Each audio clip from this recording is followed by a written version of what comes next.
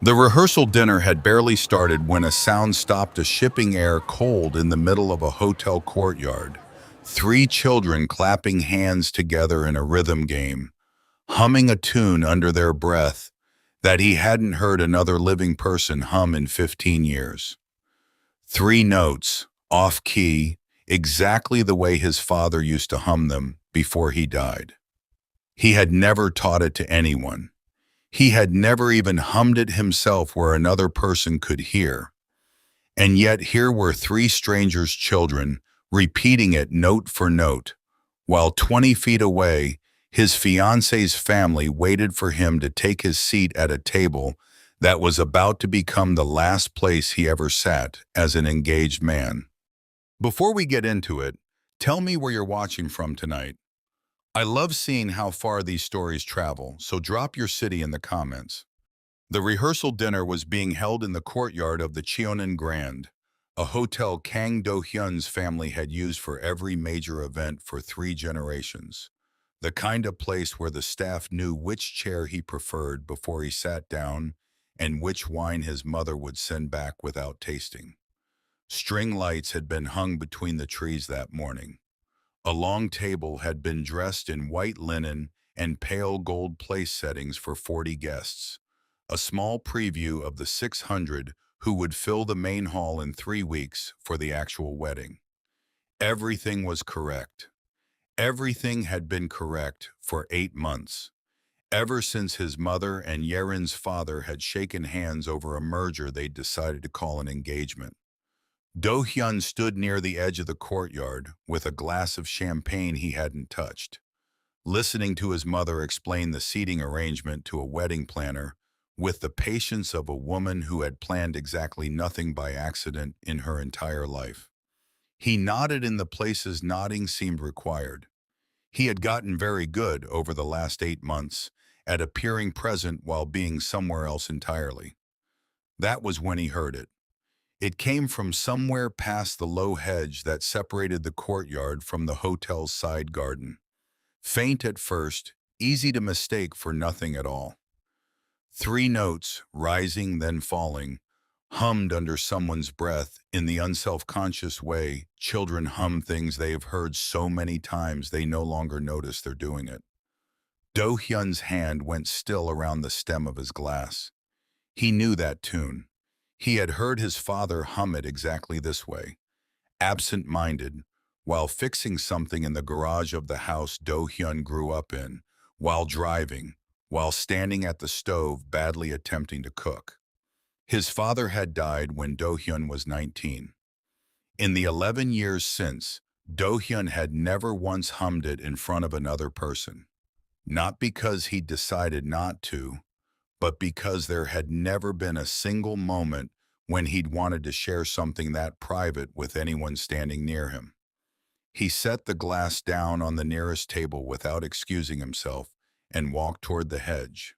On the other side, in the strip of garden between the hotel wall and the parking area, three children were playing a hand-clapping game on an overturned wooden crate, the kind of elaborate clapping pattern that takes real coordination to keep going, hands crossing and slapping in rhythm, all three of them humming the same three notes under their breath in time with the claps, completely unaware they had an audience. A girl, maybe 6, directing the other two with the quiet authority of someone born already in charge. A boy beside her, slightly smaller, watching her hands more than his own, copying a half beat behind. A second boy off to the side, not clapping at all, sitting cross-legged with a stick in the dirt, drawing something only he understood, humming the same tune anyway, absently, the way people hum along to something playing in another room. Do-Hyun stood at the hedge and felt something in his chest come loose that he did not have a word for yet. "Where did you learn that?" he said, before he decided to say anything at all. The girl's hands stopped mid-clap. All three of them looked up at him, the particular unbothered directness of children assessing a stranger and finding him mildly interesting rather than alarming. "Learn what?" she said. That, what you were humming. She shrugged, the universal gesture of a child who has never once considered that a song might have an origin worth explaining. It's just a song. Everybody hums it at home, the smaller boy added helpfully. Mommy does it when she's arranging flowers. We just do it too. Do-Hyun's mouth went dry. Your mother hums it. All the time, the boy said. She says her papa used to hum it. Her papa's papa or something. It's an old one. The boy with the stick, the quiet one, looked up from his drawing for the first time and studied Do-Hyun's face with an attention that seemed unusual for someone his age, taking in details the way an adult might, cautious, unhurried. You know it too, he said. It wasn't a question. Do-Hyun realized his hand had drifted, without his noticing, to hum the first note under his own breath, the way he hadn't let himself do in 11 years. He stopped himself halfway through it. Where is your mother? He asked instead, his voice lower than he meant it to come out. The girl pointed toward the service entrance at the side of the hotel. She's working. She does the flowers here. Do-Hyun looked in the direction she'd pointed, then back at the three of them, and something was assembling itself in his mind faster than he had any ability to slow down or examine properly. I need to go find my mother, the girl announced suddenly, standing up and brushing dirt off her knees. She said 15 minutes, and it's probably been longer than that. She took her brother's hand. The quiet one gathered his stick and fell into step behind them. All three started toward the service entrance, and Do-Hyun, without deciding to, found his feet already moving to follow. He caught up to them at the side door just as it swung open from the inside, and a woman stepped out balancing two large buckets of white peonies, her focus entirely on not spilling water down the front of her apron, calling out to the children without looking up yet. Did you three behave? Ngozi, did you let your brothers have a turn, or did you? She looked up. The bucket in her right hand tilted, water sliding over the rim and onto the concrete, and she didn't seem to notice. Do-Hyun stood very still. He did not know this woman. He had never in his life seen her face before this exact moment. Tall, dark-skinned, her locks pulled back loosely from her face, an apron dusted with pollen and leaf debris over simple work clothes, standing in a service doorway holding two buckets of flowers she had likely arranged for his own rehearsal dinner without either of them knowing whose event it was. I'm sorry, he said, because it was the only sentence available to him. I heard your children humming something. I know that song. The woman's expression did something complicated and fast, something she smoothed over almost before he could read it.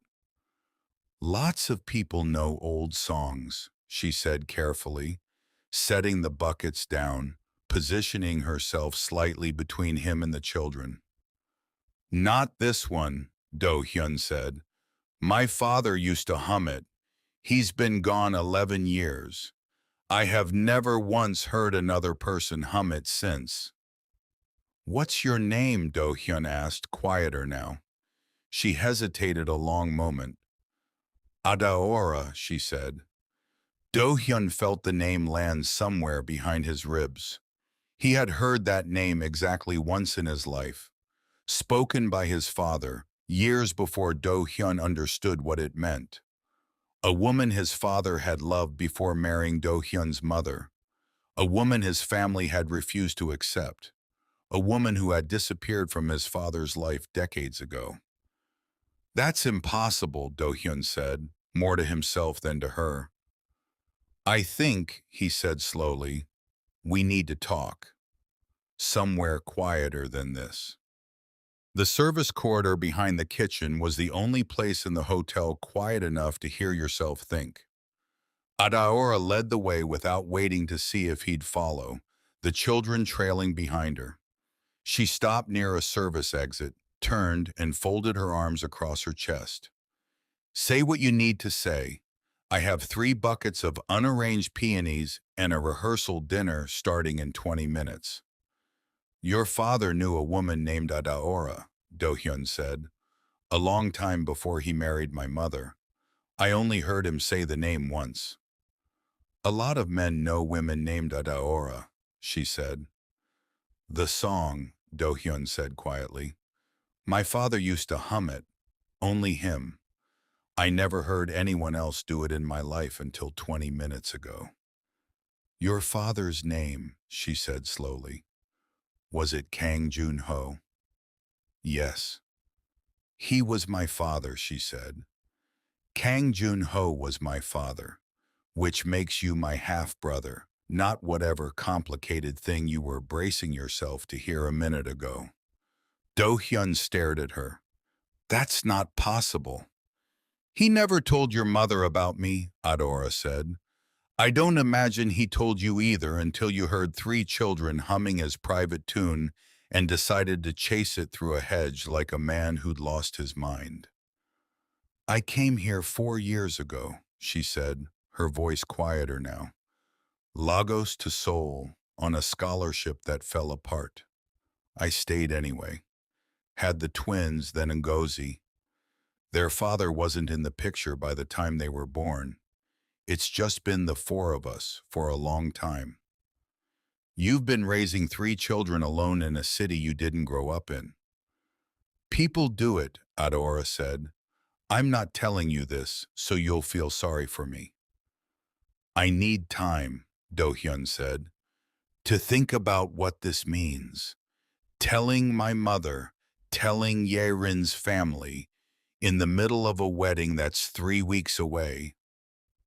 I didn't ask you to hold anything, she said, standing, smoothing down her apron.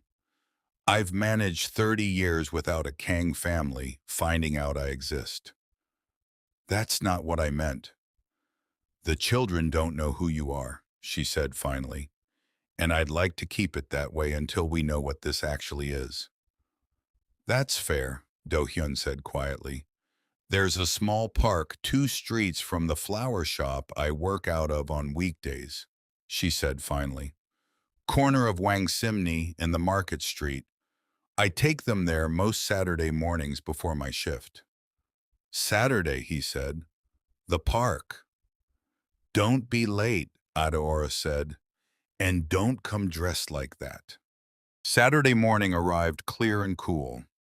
Do-Hyun got there 40 minutes early, settled on a plain gray sweater and jeans, and still felt absurdly overdressed. Ngozi spotted him first. That's the man from the hotel. Good morning, Do-Hyun said, standing as they reached the bench. You came, Adaora said. This is someone I know, Adaora told the children. He's going to sit with us a while if that's all right with everyone. Do you have a name? Ngozi asked. Do-Hyun. That's a funny name. They settled onto the grass. Chidi produced a ball and campaigned to get Emeka to play, which Emeka resisted for exactly 90 seconds before joining anyway. You can relax, Adaora said, watching Do-Hyun. Nobody's grading you on this.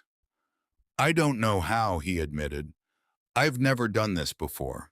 Any of this. You never explained that part properly, she said. At the hotel you mentioned a wedding in 3 weeks like it was an inconvenience you were managing rather than a thing you actually wanted. It was arranged between my mother and Yerin's father 2 years ago. I agreed to it because I didn't have a good enough reason not to at the time. And now? Now I have 3 reasons sitting on a blanket 10 feet away from me that I didn't know about a week ago. Don't do anything rash on my account, she said. I didn't come find you asking to be somebody's reason for blowing up an engagement. I know, Do-Hyun said. I'm not asking you to disappear. Emeka wandered back to the blanket and sat a careful arm's length from Do-Hyun. You hum that same song, Emeka said without looking up. In the hedge. I heard you. I did. I'm sorry. I didn't mean to intrude on your game. It's not a secret song, Emeka said. Mommy hums it all the time. She said her papa used to hum it to her, but she never met him, so I don't know how that works. Maybe I'm not entirely a stranger, Do-Hyun said, once Emeka had drifted back. Even if none of us have figured out what I actually am yet. The next Saturday, he brought a kite. Chidi ran it into a tree twice before Do-Hyun showed him how to read the wind. Fly high. Emeka watched for 20 minutes before trying it himself, Incredible. and when it caught properly, he turned to Do-Hyun with an unguarded grin. You're good with them, Adora said. I didn't expect that. I think I've been waiting my whole life for something to be this simple and just didn't know it. Don't get used to simple, Adora said, though there was no real warning in it anymore. Your mother still doesn't know. Yerin still doesn't know. 3 weeks isn't very long. I know I'm trying to find a way to do it that doesn't blow up in your children's faces the moment it becomes public. You deserve better than becoming a scandal in someone else's family story. That's the first thing you've said, she said slowly. That's made me think you might actually mean it. Do-Hyun sat across from his mother in her private study. You've been distracted all week, his mother said. Yerin mentioned it too. There's something about my father I only just learned, he said quietly, and it involves more people than just the two of us. There was a woman, Do-Hyun said, before you. Father spent 4 years in Lagos setting up the West African shipping routes. He knew someone there. Her name was Adaora. He had a daughter with her. I only found out because I heard 3 children humming a song I've never heard anyone hum except him. His daughter has 3 children of her own. They're here in Seoul. How long have you known this? She said finally. A week. Your father mentioned a name once, she said eventually, in his sleep. I never asked him about it. I told myself it wasn't my business. You knew, Do-Hyun said softly. I suspected.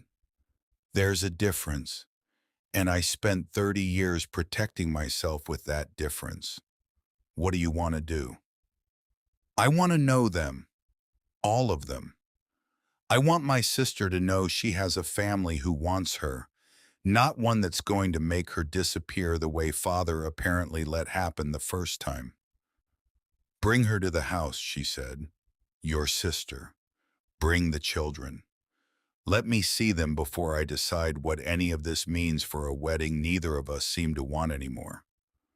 You don't want the wedding either, he said slowly. I want you to be honest, she said.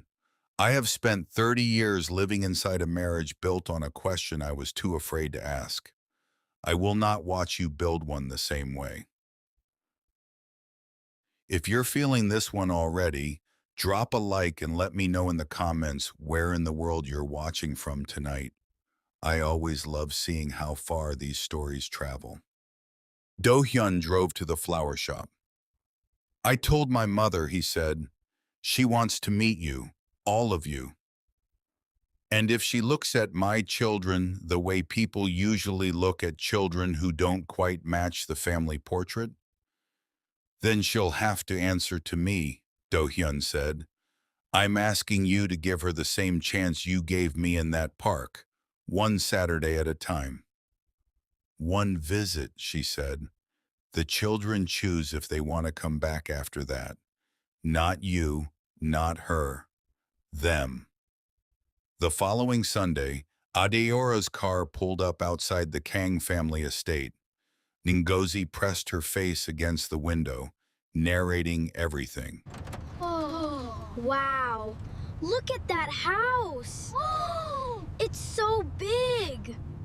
Do-Hyun's mother was waiting on the front steps and came down herself, kneeling to be at eye level with Ngozi. You must be Ngozi. Your father told me you ask very good questions. I have a lot of them. Good. I have 30 years of answers I've been waiting for someone brave enough to ask for. Do-Hyun's mother walked past her own son and went directly to Adora. I'm sorry, she said simply, for however long you spent wondering if you mattered to this family. You did. We just didn't know how to say it in time. Thank you, Adora said quietly, for saying it at all. Later on the back lawn, Emeka sat cross-legged beside his newly discovered grandmother, teaching her the 3 notes of the song, humming it slowly so she could learn it properly. 3 weeks, Adora said quietly to Do-Hyun on the terrace. You still have a wedding in 3 weeks. I know. I don't think it's the one I'm going to end up having. Yerin found out on a Tuesday, arriving unannounced, finding Do-Hyun's mother sorting through photographs. Who are they? Yerin asked. Sit down, his mother said gently. I think it's time somebody told you properly. If this story has you hooked already, don't forget to hit subscribe and turn on your notifications. I don't want you missing where this goes next. And tell me honestly, would you have told Yerin yourself or let someone else break it to her first? Yerin listened to all of it without crying, without raising her voice. He didn't tell me, she said finally. Any of it. He was trying to find the right way, his mother said. I don't think there was a right way, honestly, only a series of less wrong ones. You deserve a marriage nobody had to arrange for you, his mother said. I only wish I'd understood that in time to want it for my own. Later, Yerin found Do-Hyun at the park. I'm not angry, Yerin said finally. I think I've been waiting 2 years for a reason to admit neither of us actually wanted this the way people are supposed to want a marriage. You just handed me one. I'm sorry for all of it. You deserved honesty a long time before now. Go be part of that, she said, nodding toward the children. It looks like the first honest thing either of us has had in years. Do-Hyun's uncle called an emergency session. An unacknowledged mixed heritage daughter surfacing 3 weeks before a canceled wedding is not a footnote, Do-Hyun. It's a story the press will run for months. She's not a story, Do-Hyun said evenly. She's my sister. My father made her invisible for 30 years to protect exactly this, Do-Hyun said quietly. This company, this image, and in exchange, he lost 30 years he could have had with a daughter who deserved better than a folded photograph in someone else's Bible. I'm not doing that again. He drove straight to the flower shop. My uncle wants me to keep you and the children private, Do-Hyun said. I'm not agreeing to it. Whatever it costs the company, whatever headlines it generates, I'm not putting you back in the dark just because it's more convenient for people who never had to live there. All right, she said finally. Then we do this properly or we don't do it at all. If you're still with us, let me know in the comments. Do you think the company should come before family? Or is Do-Hyun right to risk it all? Drop your city too, wherever in the world you're watching from tonight. 3 days later, Do-Hyun released the anniversary statement, acknowledging Adora publicly. The headlines came loud for about a week, then quieter, then mostly gone. The company's stock dipped for 4 days and recovered within the month. 6 months later, dinner at the estate had become such a settled routine that nobody thought to mark the date. Ngozi was narrating a complaint about a classmate. Chidi was negotiating a second helping of rice. Emeka sat quietly beside his grandmother, the two of them working through some private joke. Emeka looked up mid-bite. Uncle Do-Hyun, can you pass the water? It landed so plainly that for a moment nobody reacted at all. Then Do-Hyun passed the water, said of course, and the conversation simply continued. But Adeora caught Do-Hyun's eye across the table, and something passed between them, unspoken and complete. 30 years of a family too afraid to say a true thing out loud, undone finally by a 6-year-old asking for water at a Tuesday dinner table. And that's the end of this story. If it moved you even a little, don't forget to like, subscribe, and turn on notifications so you never miss the next one. Share this with someone who'd love it too, and tell me your thoughts down in the comments. I read every single one. Thank you for watching, and I'll see you in the next story.